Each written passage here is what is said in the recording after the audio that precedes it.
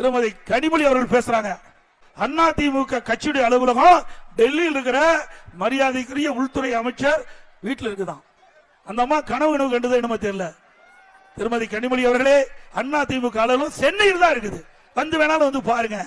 நீங்களும் ஆள் வச்சு உடைச்சு பாத்தீங்க, ஒண்ணும் நடக்கல.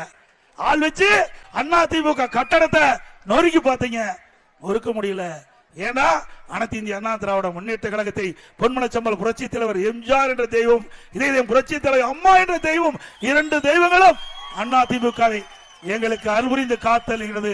நீங்க எவ்வளவோ முயற்சி செஞ்சீங்க, அதிமுக உடைக்க சதி செஞ்சீங்க, அதிமுக பிளக்க சதி செஞ்சீங்க.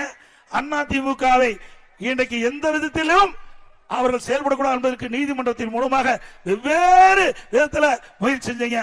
அத்தனையும் முறியடிக்கப்பட்டது அனைத்து இந்திய அண்ணா திராவிட முன்னேற்ற கழக தொண்டர்கள்.